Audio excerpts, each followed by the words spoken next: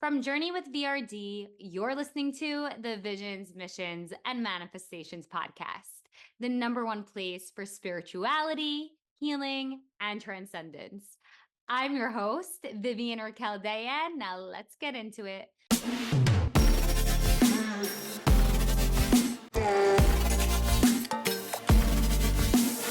Kelsey, we are so honored to have you on the Visions, Missions, and Manifestations podcast today. And I'm through the moon that we get to work with you in person on the Sedona Manifestation Healing Retreat.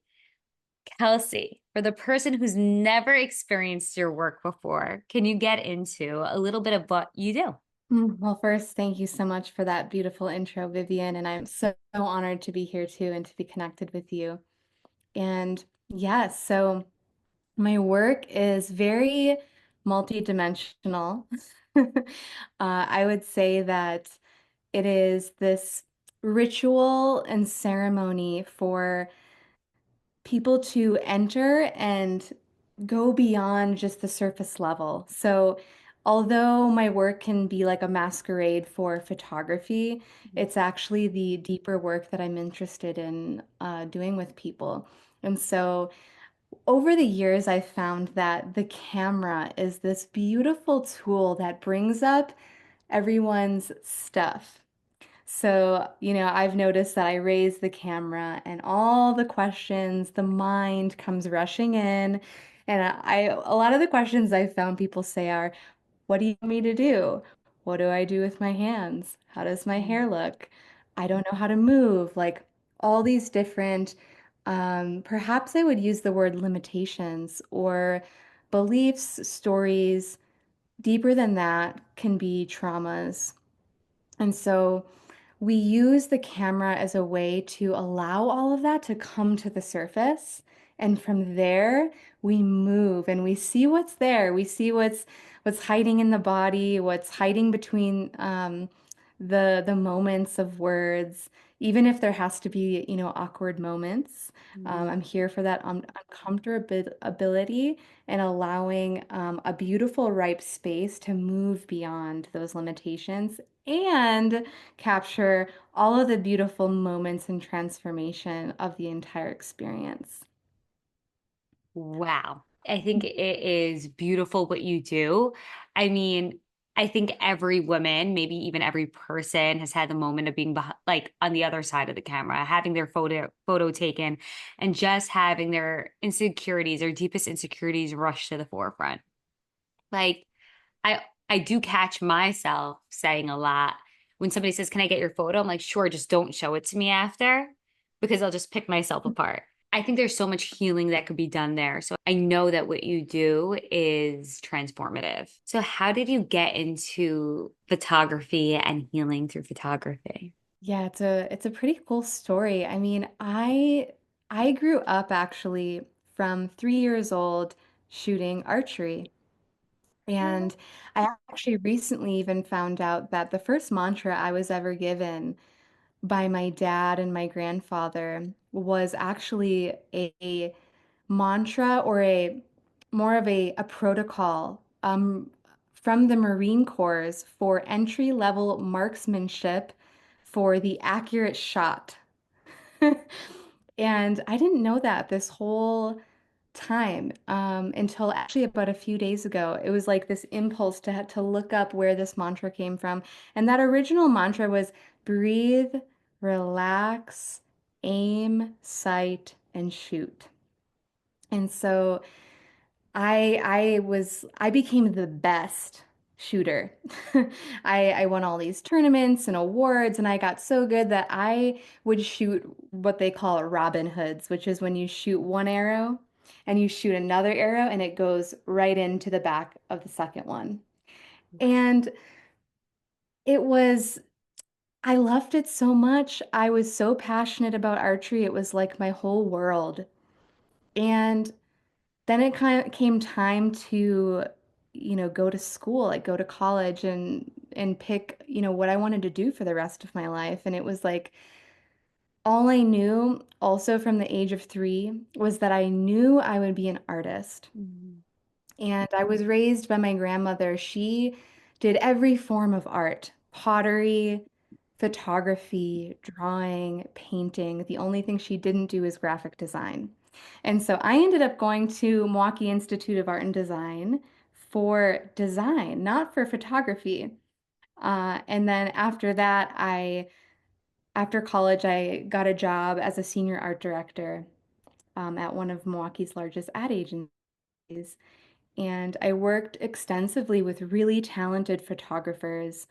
And eventually, when I went freelance, I picked up my first camera to start capturing my own work and to capture the healing journey that I was on because I ultimately left the agency world because I was getting migraines like almost weekly. And so I started capturing self-portraits in nature, which ended up eliciting like many women started asking, can you capture me? And so that's really kind of in a quick long story short how I really came to photography. And so it's like from one shooting art form into the next. Boomeranged you Yeah. right there into your purpose. And how did you transition into evolving photography into a healing form? Yeah, so I would say I was my mom raised me in like spirituality since I was really young. I went to Catholic school and very quickly, I would say from the age of 5, I knew that something wasn't right. I was questioning everything, asking all the questions about life. Was a total rebel in that space. And so I was really nurtured to think and see life differently from a very young age. And so I would say like spirituality was a part of my life always. And even from a very young age, I had my first oneness experience of feeling my little body and then expanding out Mm. into limitlessness. And I could feel the limitlessness and the limited body at the same time. And I remember it would be a spontaneous happening. And, no one in my world was talking about this as like something that happened. So I just never Mm. really asked questions about that. But it was my own reference to who I am as not just a limited being, but that I am limitlessness. And so that direct experience that I had at such a young age ended up becoming this I guess, framework or groundwork for the work that any work that I do is actually a guise for that deeper realization that I wish to share with all beings. So, really, the deeper work is self-realization and also helping others find their purpose from that connection of who they truly are. Wow, that's so beautiful and so holy and so pure. Walk me through a session with you, the average typical session. Hmm. Yeah, so we generally meet somewhere out on the land, usually in Sedona. I do work outside Sedona, but a lot of my work is here in Sedona. So I'll meet someone on the land and we start by walking. We walk to a sacred spot wherever generally I'm tuning in with the land, asking where is the most supportive for us to be to work through whatever is here for us to work through. And so we get to connect and just kind of, it's like that icebreaker moment where we just get to talk and share. And that's a very spontaneous, beautiful connection. And then once we arrive at our spot, we put down all of our whatever we're carrying and really first ground in with the land, taking time to just really arrive in this moment together and with the sacredness of the land. And because so much of it is a co-creation with the land because Sedona is, a vortex and there's these energies that really bring everything up to the surface too. So it's like heightened. Mm. And so even sometimes for people that energy can be intense. And so we take that moment to ground and we set our intentions for the experience and the journey together. And we might say like a little prayer, just calling in the right energies and ancestors or beings of unconditional love to support us and calling in the divine light. And so really like setting the tone for the rest of our experience. And from there, we might just move into um, I might put on music. I might start out with some music to just really allow us to, again, stay in the moment and to be in the energy. And from there, it's this like really dynamic and spontaneous experience that's never the same because with each person, there's a different story that wants to be told, that wants to be heard. There's a different little girl or little being inside that wants to express. And so part of the work is meeting that one. And so a lot of times it's like I bring up the camera first just to kind of gauge, where we are and who we are. And I allow space for that. And again, it's never the same. So much of the session is a spontaneous happening. And we might first experience doubt or fear or anxiety or limitation in so many different forms and voices. And then, depending what's arising for each person, there might be words that I ask that person to go deeper, or we might put on music and really like move with whatever that is to liberate it, to give it a voice without words, because sometimes there are no words and it really just needs to be felt and to be moved and to be given a voice that way. Mhm. And so there's so much that can happen in a session. And in those sacred, intimate moments, I'm also, you know, taking my camera and capturing. And so it's a dance. It's a total dance and I'm always listening because there are some moments that are so sacred that I just know that it's not appropriate to pick up the camera Mhm. and to really just allow the unfolding of what's happening for someone because that's their gift. And I'm not here to um, take away that gift or to overstep that process because it's such a sacred process and it's such a ripe moment when we can really allow those sometimes emotions or beliefs and stories that are so deep down buried that might then come to the surface. And really, it's always my goal first to allow that process. And from Mhm. there, we can capture. And so that might be where we start and we get to voice and move that. And then from there, we go on a journey and there's so much liberation that happens. And so we really do get to capture the spectrum of like what I would say seeing the more limited self or the one who identifies as a person. And then we go all the way to capturing just our innate essence, our Mhm. limitless innate essence of joy. As a healer, really, how do you prepare your vessel in both your body, your nervous system, your emotional capacity to hold the space for your clients? Yeah, for me, it's a very committed daily sadhana or practice.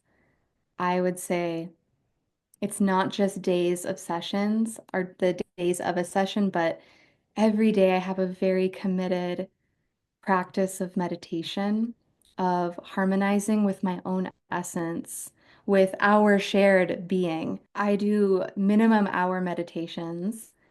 And I also generally some days it's one hour in the morning, 1 hour in the evening.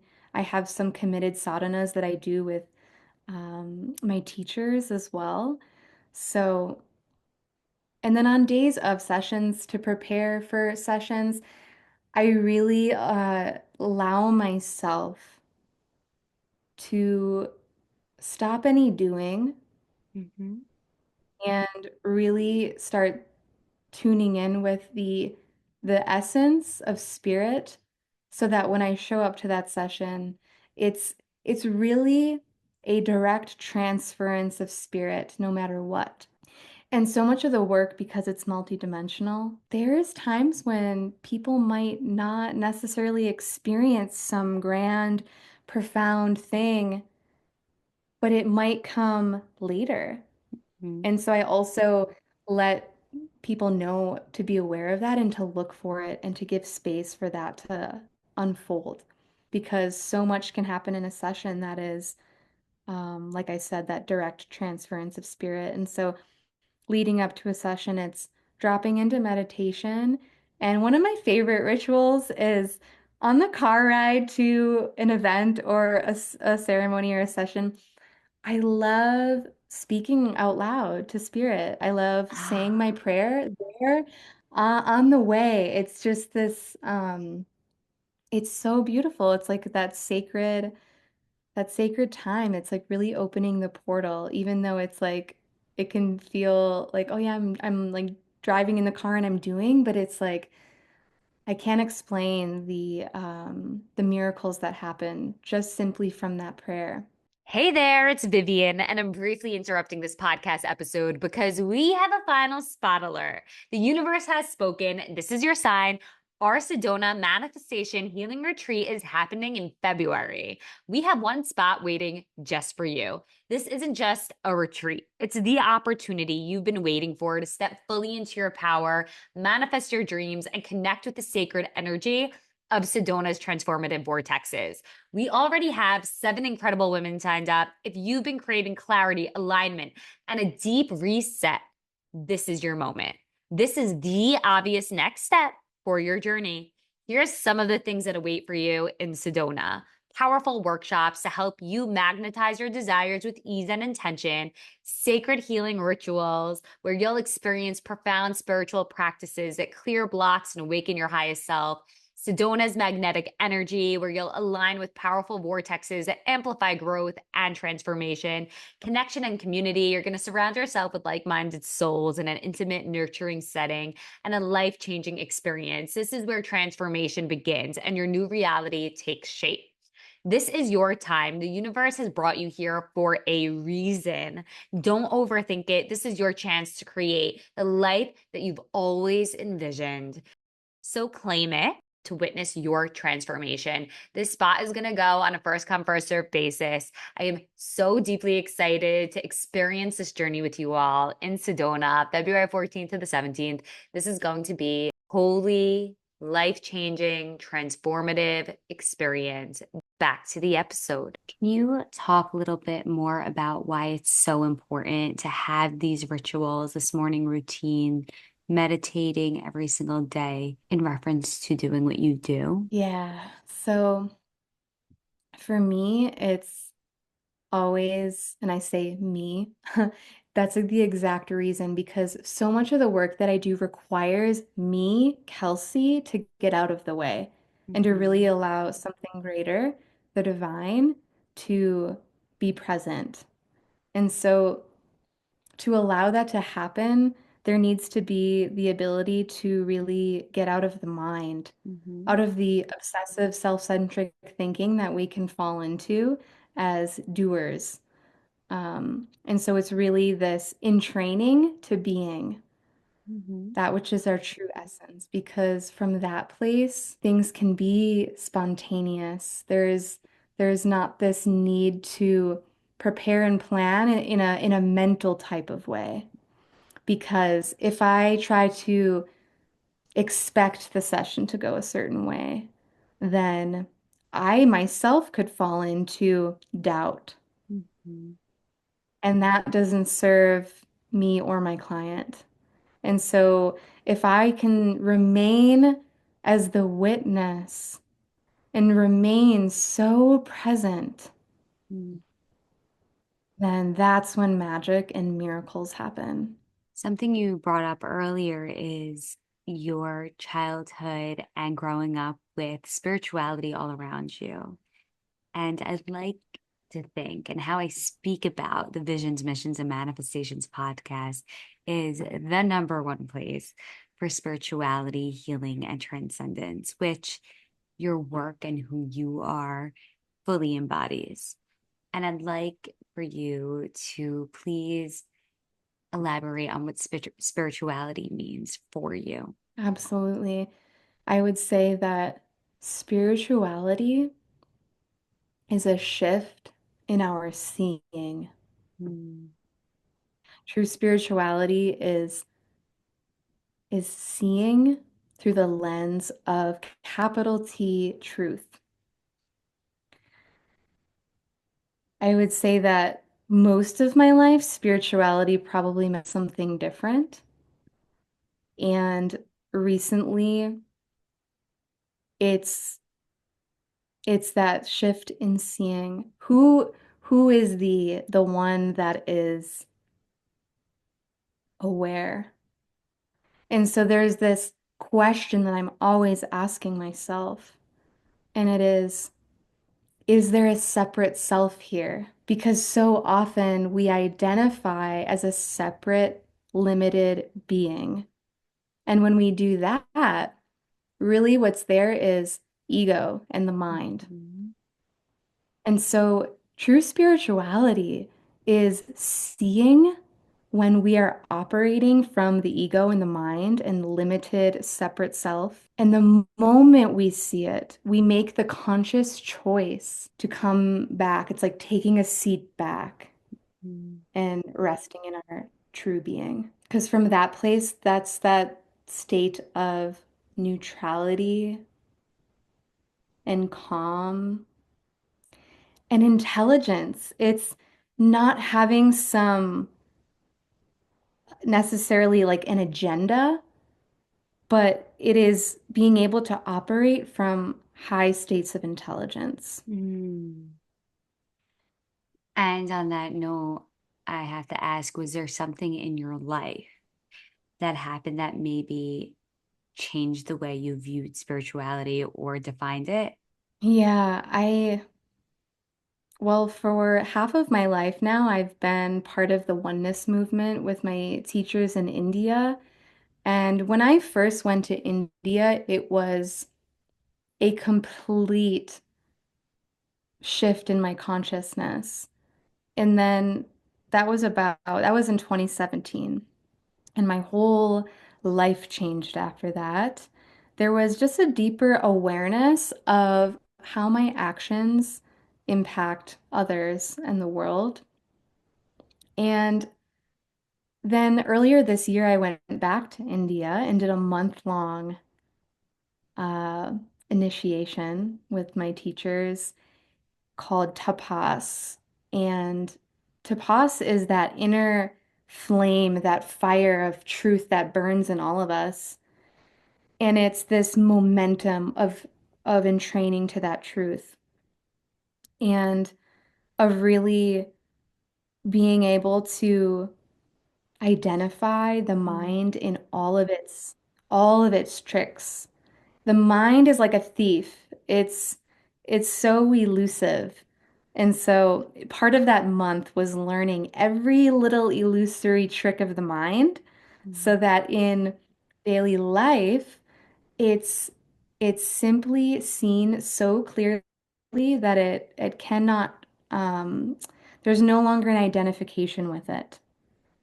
And so while I was in India, I had these very profound experiences of seeing thoughts, almost like if you were to imagine a blue sky and the thoughts were like these black birds that you cannot miss them.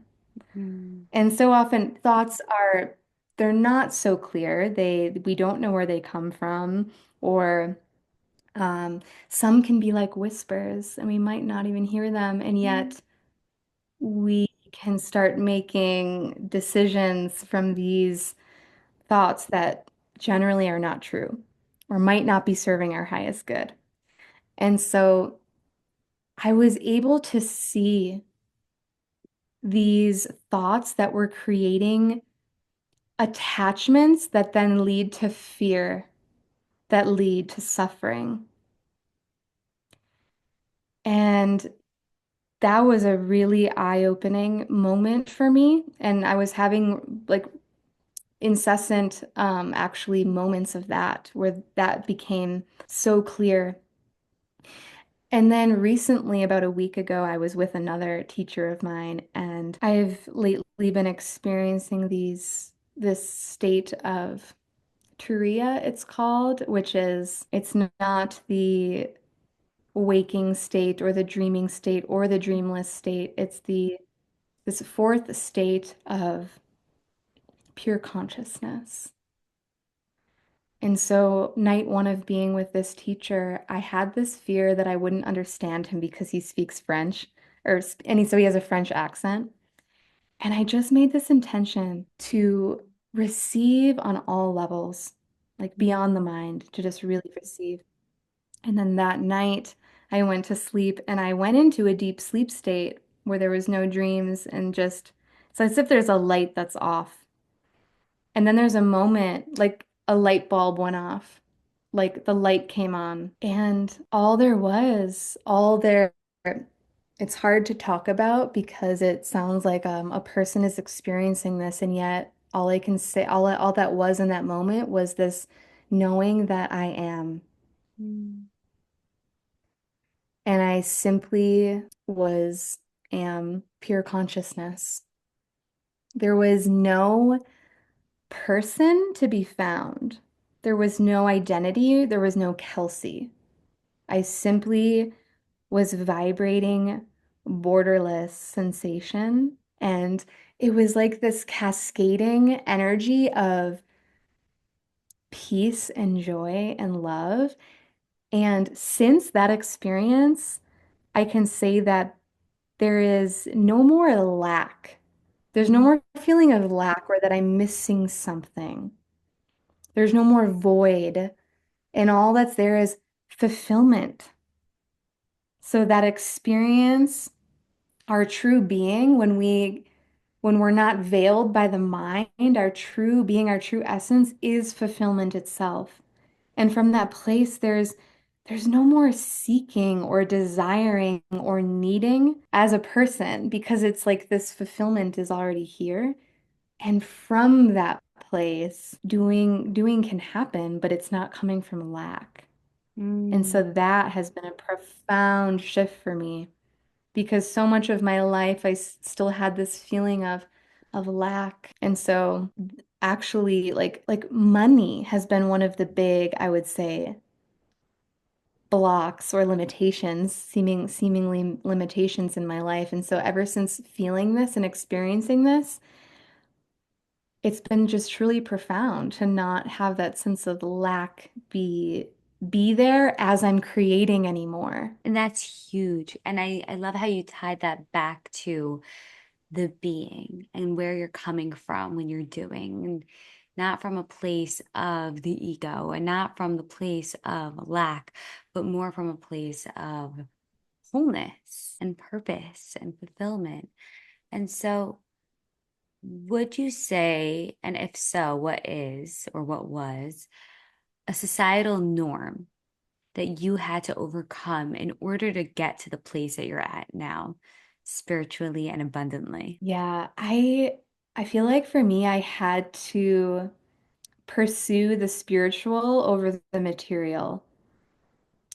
So that was part of my escape from the 9 to 5 corporate world. It was like it had to be this severance for me, and I'm not saying that I would recommend that to everybody, but for me that was like the destined path was I had to say no to 9 to 5 and making, um, earning and working hard for money. Um, I had to be a no. And I had to fully go and pursue what was true and who I really am first. Mm. And I think in society, the other way around. And, from such a young age, we're in school, we even go through those tests of like, what are you going to be? And like, we're given like a list of the things that we can be, but we don't really learn what we truly are from the absolute perspective first. And so it was, yeah, needing to give myself that first. If you could be your own parent, what would you have done for yourself differently to empower the journey that you're now on? Hmm. It's such a good question. And it's so interesting because I love, like, it's like I want to first, like, honor my parents and, like, my mom because they both really, like, allowed me to make mistakes and choose what I wanted for myself. Like, there was so much freedom. Like, I really feel like I grew up in a space of freedom. Mm. And I guess that's just coming from comparing, if I had to compare like the other children that I was growing up with, so many of them, their experience was like they were told like you have to do this. Mm. And so I actually feel so grateful for my path in a way because I was able to choose the non-traditional path, which is like being an artist, was like, really? Like, how are you going to make money being an artist? So I think if Mm. anything, it would have been just like this nurturing of you can succeed in whatever your heart is calling you to be. And I think like a simple nurturing of a belief like that is like gold. Mm-hmm. So it would be nurturing that that success, that innate success that can come from doing what you love, what lights you up. Yes. Oh my gosh, that's incredible. And I'm so curious while talking to you, what is your astrological trio? I'm a Capricorn sun, Aquarian moon, and Taurus rising. Of course, you have an Aquarian moon. So you talk a lot about how there have been different people that have been inspired your journey, different teachers and healers.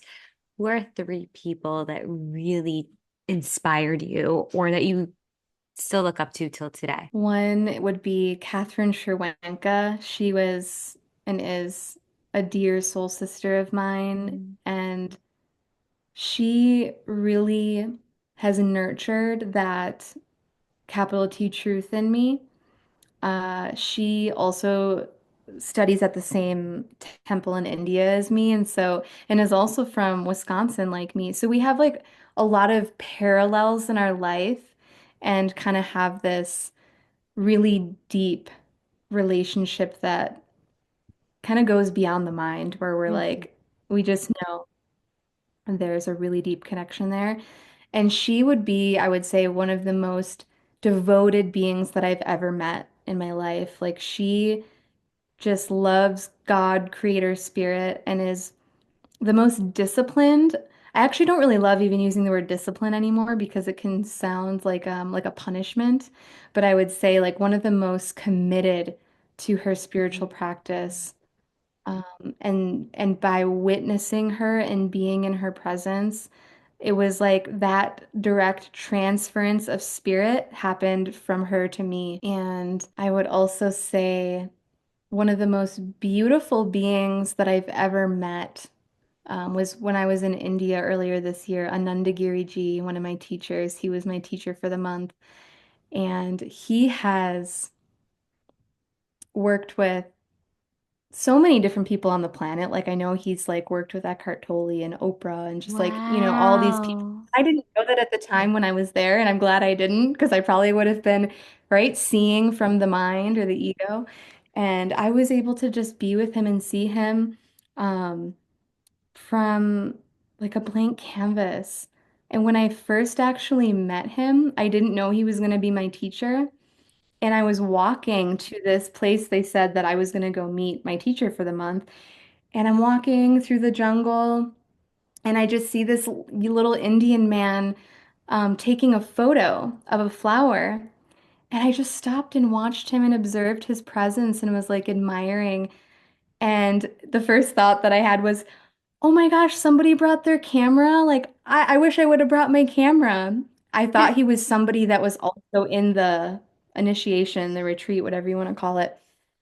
And he, in that moment, while he was like looking at the flower with his camera, it's like he could feel me and he just looks over and like has this beautiful little smile and like sees me, seeing him as he's seeing, it was beautiful moment. And then it's like he just disappears. And, 5, 10 minutes later, I go to the session and he's the teacher. And I'm like, what? My teacher is also a photographer, and so it was so beautiful, like that synchronicity too. But his level of presence, he's an enlightened being. He's the most beautiful, intelligent being I've ever met Wow. as a teacher. And and then if I had to say a third person, it would be my fiance, Ray.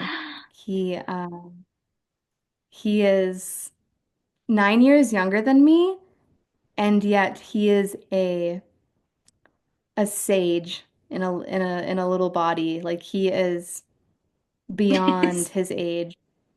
That Just is so beautiful. Congrats. thanks. Yeah, he's been a big part of my journey as well. Like when we met, it was like again another sacred arrow fired at me of like really putting me, I guess, from a path of like being doing what I love, but then really setting me on the path of like full liberation and being on the path of enlightenment, going from the path of just like being spiritual and Mhm. then really learning what the path of enlightenment is. It's very perfect that you bring this up because I want to know what is a lifestyle shift that you had to make in order to live this life. Yeah, I feel like there's many things that I had to shift. One of them being allowing myself to kind of go into a cave in a way. And really, it's symbolic of going to the inner cave. But that also required, in a way, needing to like physically distance myself from certain relations that weren't serving or supporting me to be able to focus in that way. And for me, it was like there's never a real distance. And the only distance that's ever perceived is from the mind and from an ego. So while I could see how that maybe hurt others, or maybe they had an idea about it, it was like really giving myself that and knowing that it's necessary sometimes. I would say that was one of the biggest ones. And like moving to Sedona was that for me. Mhm. It was it was a calling of my heart, and it's like this soul home that it was just known that I needed to be here. And here allowed me, and that could be anywhere really when I think about it. It's not like I had to make the move, but it was what happened for me. To really allow myself to just be more, to just like not do so much, to be in Mm, nature more, to harmonize with the frequency of the earth. So that really what's needed to happen was to go from living in the beta frequency of the brain to living in theta. wow. Yeah. Yeah.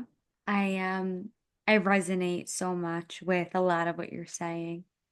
And I think that yes, sometimes we have to distance ourselves in order to remember who we are because we can get lost in the sauce. Yeah. I do want to know how you met your fiance. Yeah, it's actually you'll love this because it is, I would say, a story of manifestation. So it's Mhm. perfect. I was well, when I first came to Sedona, I was here for about 3 months, and Ray and I had both been in similar circles. Like we would both be at ecstatic dances, and so I was aware of him, but we had never really spoken. But we had maybe like danced near each other. And I would say his dance alone was like magnetic and like attractive. It was like this, I just was attracted, right? And then I left for 8 months. I went first to Mexico to go do my journey dance teacher training, and I thought I was going to be coming right back to Sedona. And I just was on a magic carpet ride from there. Like spirit just had me. Yeah, I was gone for 8 months. And part of that at the end was working for a clothing company up in the redwoods of Northern California. And I was living in a tent and just working. And I like every night I'd go to the beach and do my sadhana. Like I would do yoga and dance, and I was just really focused. And like right before that in Mexico, I had been at this retreat where this elder man and woman they were teaching as like a divine union, and I had remembered Mm. he had spoke that they met right before they met. He knew he had to take himself to like live in a tent in the woods and just like focus on himself and like love himself, and I was like, part of me knew I needed that too. And so it's so funny how I ended up actually doing that, whether it was conscious or not. um and I was just in love with life. I was just, it was like the one of the juiciest times of my life. Like the Mm. self-love was like palpable. I didn't need anything outside of me. I wasn't even like calling in a partner.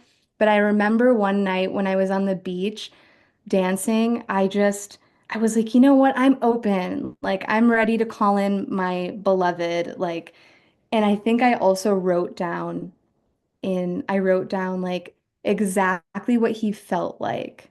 So it wasn't like this checklist of what I needed him to be. It was just what he felt like. Mm. And that was it.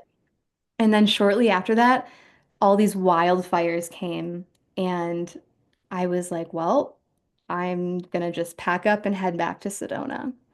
So 8 months later, I arrived there and I I'm like, where's everybody that I knew when I first came here? It was like no one was around. It was so funny. So I went to Cathedral Rock. And so I call Cathedral Rock like a manifestation temple um, after this story because I'm up there dancing.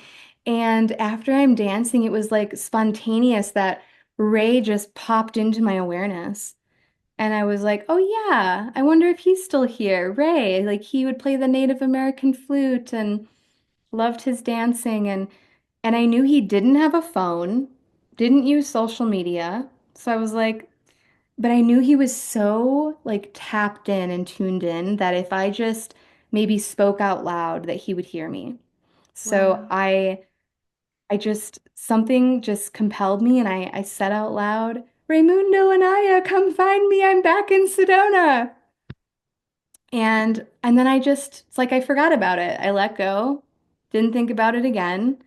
And next thing I know, I stopped at Crystal Magic. There was this big Krishna statue. I Oh, went up to the Krishna and was just like, I made like one last prayer of like, just why am I here? Align me to my greater purpose or soul family, like something.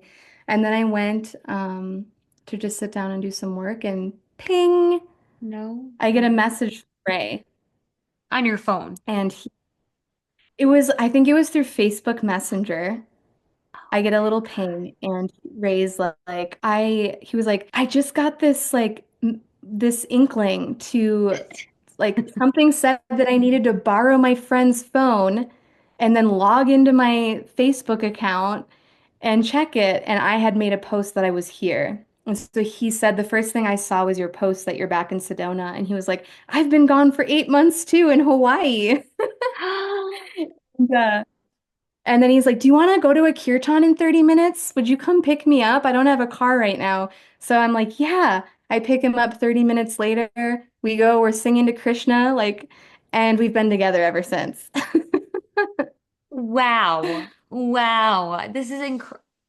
Kelsey, I'm I know so it's like kind of long, but it's like such a great, no, no, right? no, no, no. Like, I'm so happy I asked the question. Oh my goodness. Like, just taking that all in, every little thing. Like, when you live purposely, everything happens on purpose. And it is just, wow.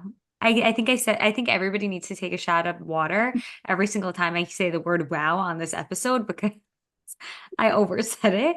I will say, I also met my man in Sedona Wow.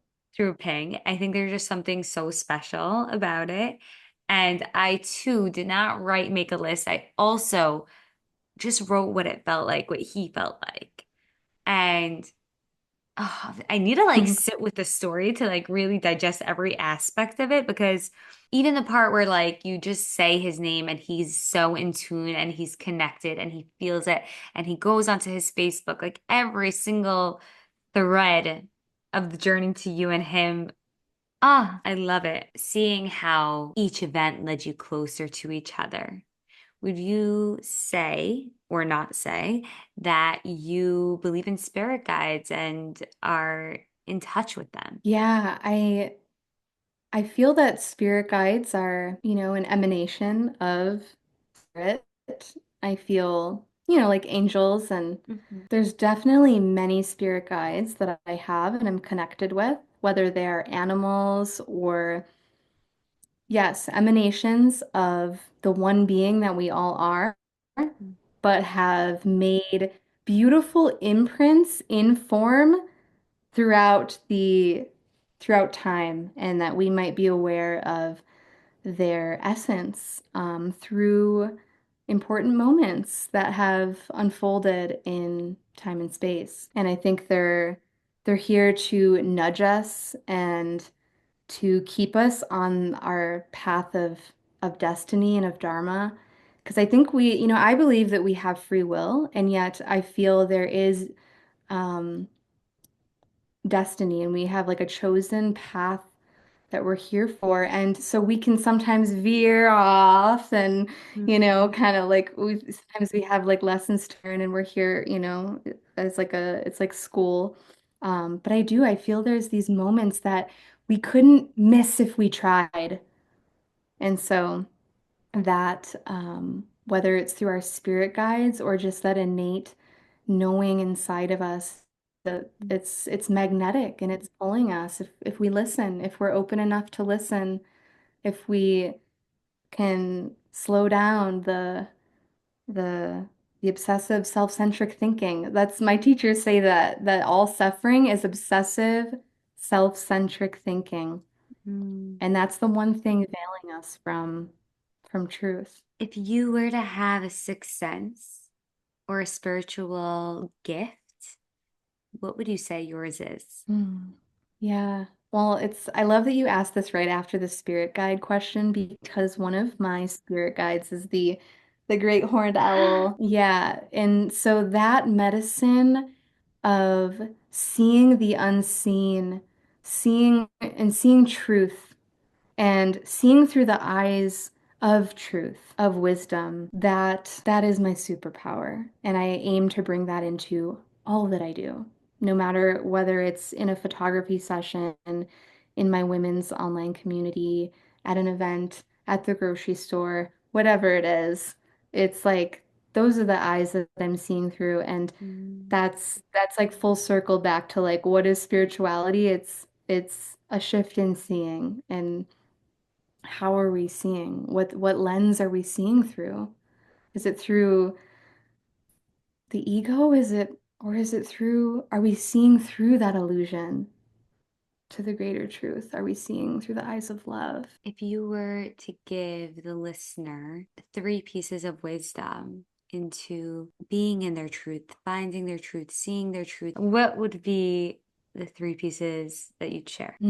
I would say that to focus on the truth that is in the background of all experience, which is our being. And that being is magnetic. And when we take the time to rest in our being, all wisdom flows from that space.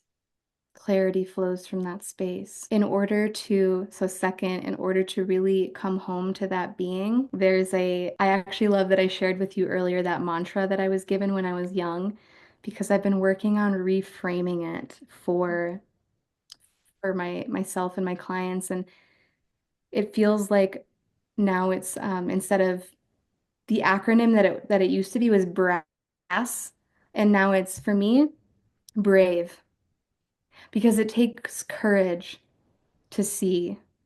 And so when we see that we're lost in illusion or we're confused, we don't know who we are, we lack purpose, it's being brave to look deeper. And so how we can do that is we can first breathe. Our breath allows us to relax. And from that place of relaxation, we ask. We ask a question. It could be, who am I? It could be, what is my purpose? It could be, is there a separate self here? And really answering that place from the next one is verifying. Verifying who I am. Am I a limited being or am I a limitless consciousness? And we can't answer that with the mind. We actually have to allow ourselves to deeply experience it. So verifying it. And once we verify it, we can expand. Mm.